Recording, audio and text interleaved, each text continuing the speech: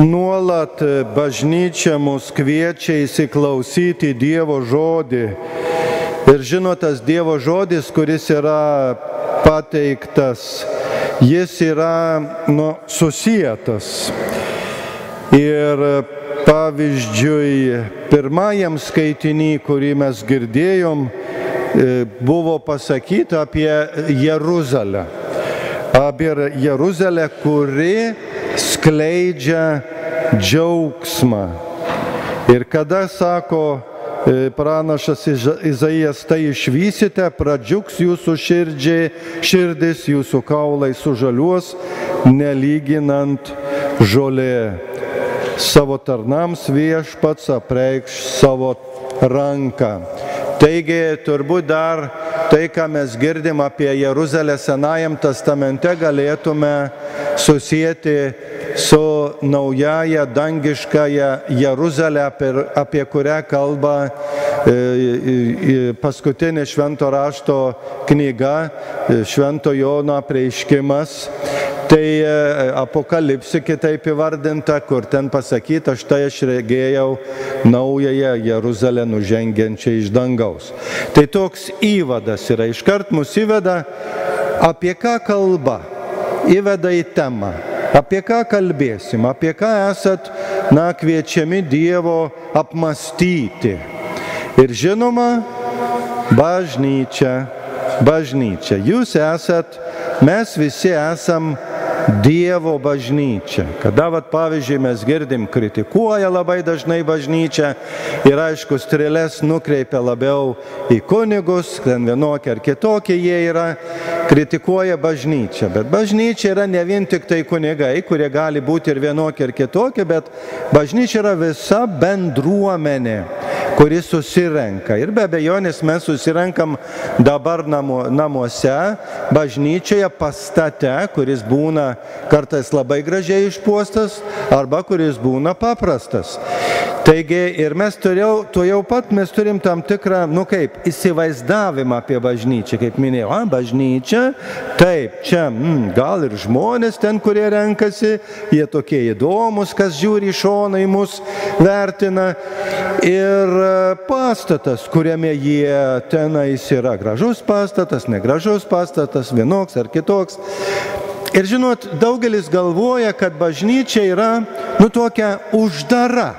O čia pastatas, uždara, ten vyksta visą laiką tas pats, tokios pat pamaldos, jie ten susirenka, nelabai ten kas nors yra įdomaus, jie ten meldžiasi, tyliai sėdi, tokį, kaip sakant, supratimą turi, kad bažnyčia tokia statiška, sustingus yra, būna ir ten iš esmės nieko nevyksta. Tai matot, šitas supratimas, jeigu mes taip pasikalbam su žmonėm, yra klaidingas. Bažnyčia nėra tokia. Bažnyčia nėra tokia. Bažnyčia nėra statiška, nors viską, ką išvardinau, yra ir pastatas, ir mes esam vienokie ar kitokie susirinkę, bet vis dėlto bažnyčia yra dinamiška. Ji eina pirmyn. Suprantat, jau nuo pat senų laikų, netgi, pavyzdžiui, jeigu mes skaitysim Senojo testamento istoriją apie Izraelio tautą, jie yra keliaujantis ir neturintis namų. Neturintis kur apsistoti, keliauja per dykumą ir jie keliauja į pažadėtąją žemę, kurią viešpats Dievas pažadėjo, bet jie turi nueiti, nukeliauti. Ir bekeliaujant ištinka įvairūs sunkumai bei pavojai ir netikėtumai. Taigi bažnyčia yra žmonių bendruomenė, kuri keliauja, kuri yra keliaujanti. Ir jūs tai labai gerai suprantate. Mes nestovim vietoj.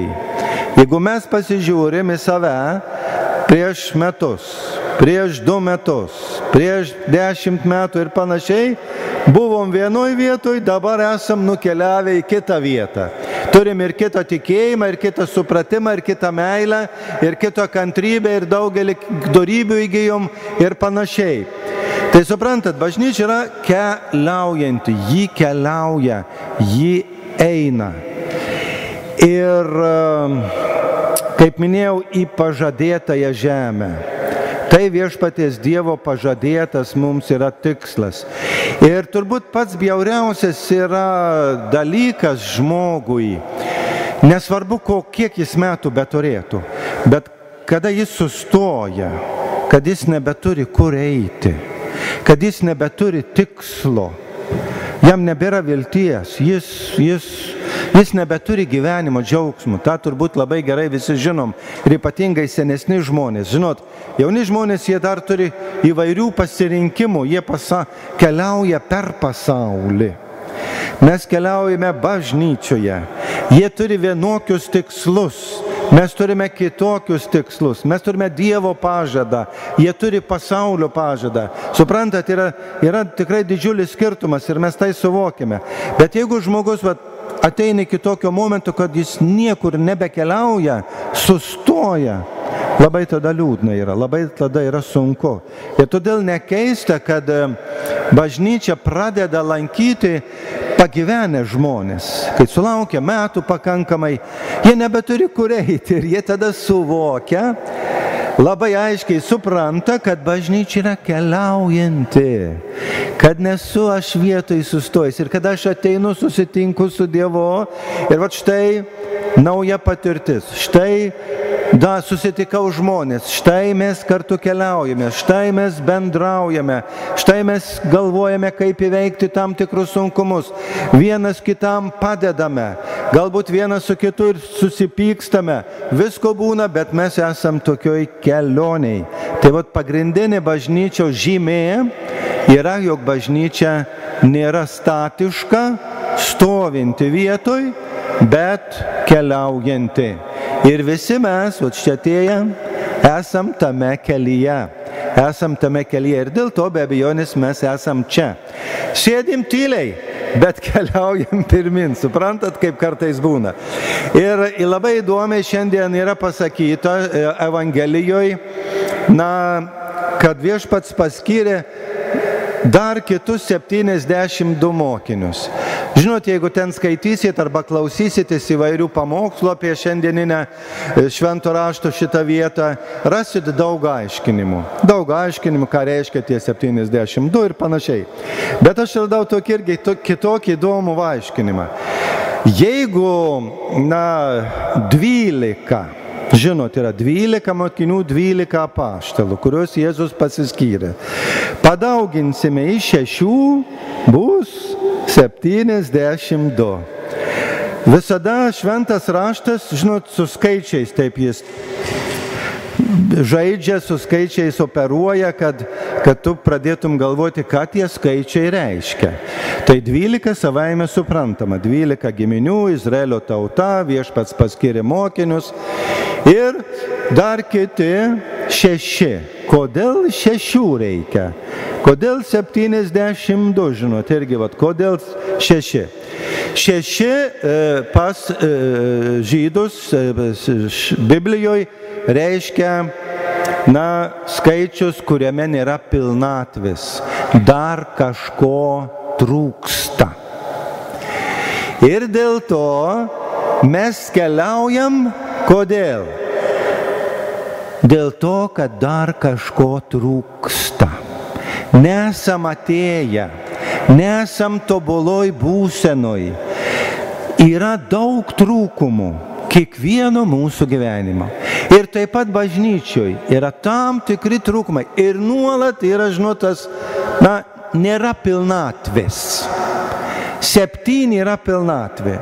Taigi visos tautos suvienytos arba apjungtos bažnyčioje nėra tobulos, nėra pasiekusios savo pilnatvės arba išsipildymo ir keliauja pirmin, kad tą pilnatvę pasiektų. Ir dėl to aš jums nebereikalo priminiau ir kalbėjau apie tą naująją Jeruzalę, kur bus išsipildymas, kur yra viešpats Jėzus Kristus, kur mes su juo susitiksime. Štai kelionė. Nesam išpildyti. Ir suprantat, mes tą suprantam, kad nesam tobuli. Ir kiekvienas apie save galėtume pasakyti ir tam tikras nuodėmes turim, tam tikras ydas turim, tam tikras blogybės turim, vienokias ir kitokias. Kiekvienas, ko gero, turim didesnių ar mažesnių laipsnių. Tai suprantame. Ir tai yra natūralu. Bet mes keliaujame į išsipildymą, į Naująją Jeruzalę ir žinome, kad ten bus pilnatvė. Suvokit. Ir tik tai bažnyčioje tai gali pasiekti. Kitur to išsipildymo pilnatvės tu nepasieksi, nes ateisi tik iki ko? Mirties. Iki mirties. Tai bus absoliutus nulis arba nebūtis, jeigu mes tai vertintume pasaulio akimis. O Jėzus ir Dievas mums sako, kad ten yra Naujoji Jeruzalė nužengusi iš dangaus, į kurią mes bažnyčioje per šitą žemę ir istoriją einame. Kitas įdomus faktas. Išsiuntė juos po du. Kodėl po du? Kodėl po du? Žinot, kada man teko studijuoti Telšių kunigų seminarijui, pradėti studijuoti ir laikantis turbūt šitos vietos, buvo seminaristams tokia tradicija, kad išleisdavo kartą į savaitę į miestą pasivaikščioti, tik tai po pietų, ir mes turėdavome eiti po du. Ir nenorėjome eiti po du. Suprantat, kodėl? Patys žinot, kad vienas eini, tu eini kur nori, eini ten, darai tą, per kitą, žinot, kaip sakant, elgės, kaip tau patinka. O kad tu reikia susiderinti. Aš norėjau ten, o jis nenori ten eiti, jūs norėjote ten. Ir suprantat, ir turi sutapti. Turi sutapti, kur mes norime eiti. Taigi tam tikrą prasme mes turim būti jau draugai. Ir žinot, tai reiškia mažą bendruomenę. Ir tai reiškia tam tikrą liudijimą. Jeigu judu, būdami pati mažiausia bendruomenė, nesugebat sutarti, tai ką jūs galite liudyti? Suvokit. Mes negalim nieko liudyti, jeigu mes nesutarėm. Jeigu jūs pasižiūrėsit giliau į save, žiūrėkit, esat sukūrę šeimas ir už šeimą šiandien meldžiamės. Esat du, vyras ir žmona. Vyras ir moteris, šeimoje gyvenat. Ir jūs esat šeima, kuri ką? Liudijat savo gyvenimą aplinkiniams, kaimynams, draugams, ypatingai savo vaikams. Jūs liudijat, kaip judu sutarėt, kaip judu gyvenat.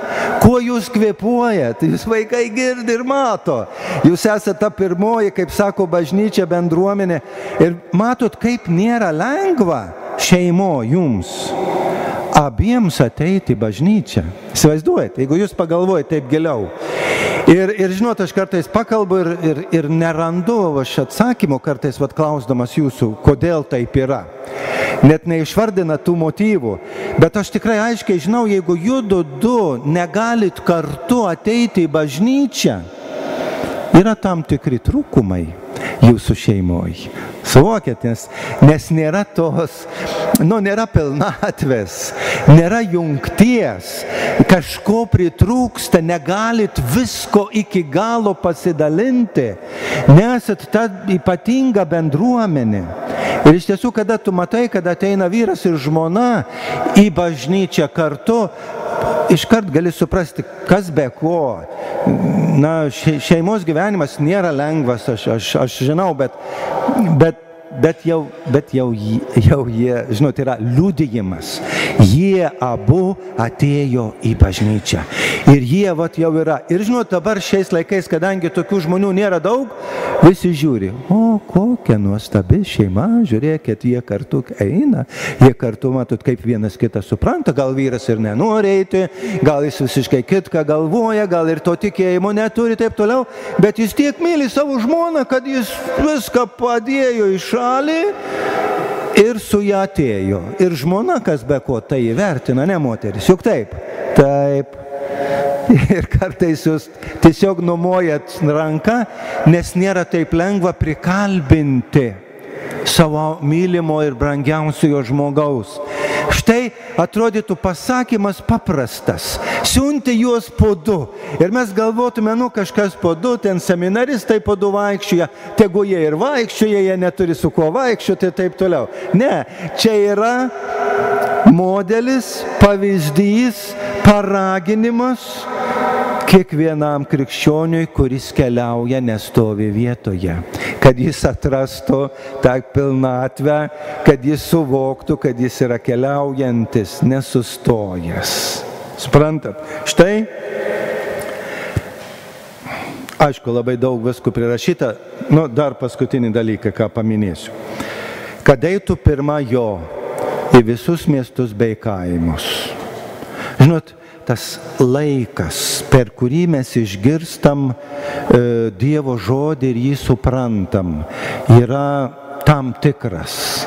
Jūs esat šitą pastebėję, kaip aš minėjau, visada susiduriam su Dievo žodžiu ir jo klausomės, bent jau mes esantieji bažnyčioje, ir stengiamės įsidėmėti, bet kaip jūs esat pastebėję, reikia laiko suprasti jį.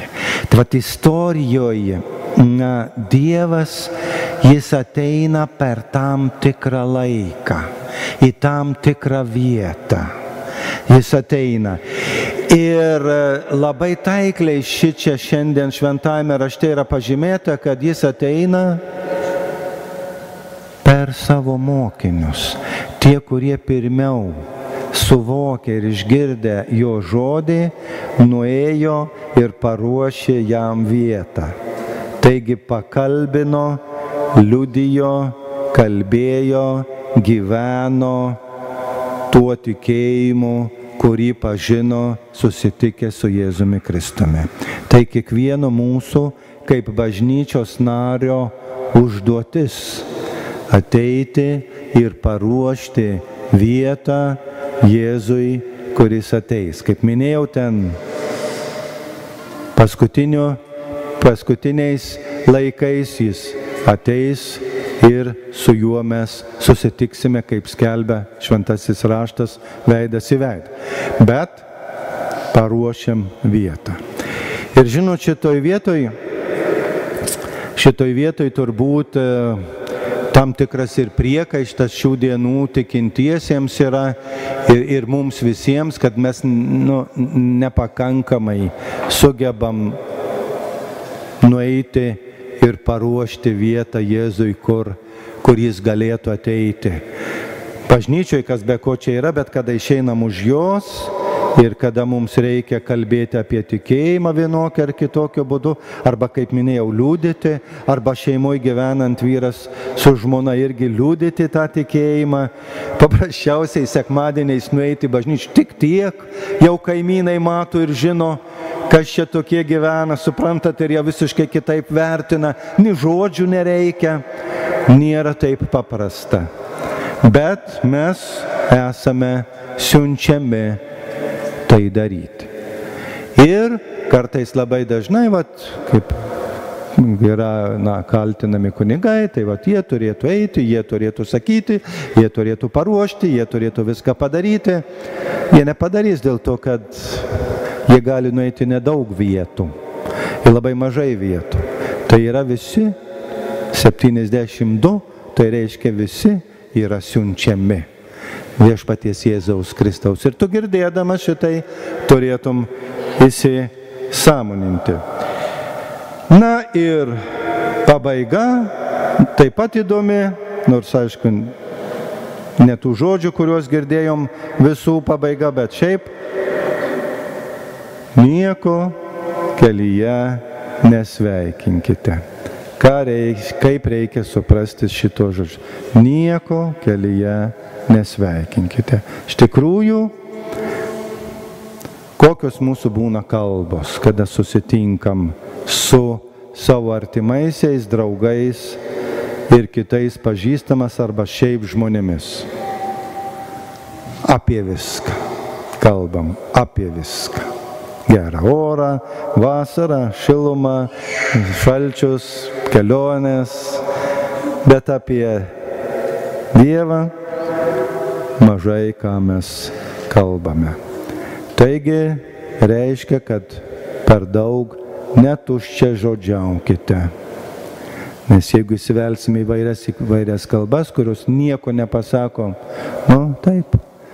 Tai nėra jau Evangelijos skelbimas, tai nėra bažnyčios užduotis. Bažnyčios užduotis yra, arba tikinčiųjų misija yra kalbėti apie Jėzų Kristų. Be abejonės tokiais žodžiais, kuriais mokam, kaip mums išeina, be psichologinio spaudimo, bet vis tiek tam tikrus žodžius apie tikėjimą arba kada esame kritikuojami, turim nebijoti pasakyti amen. Dabar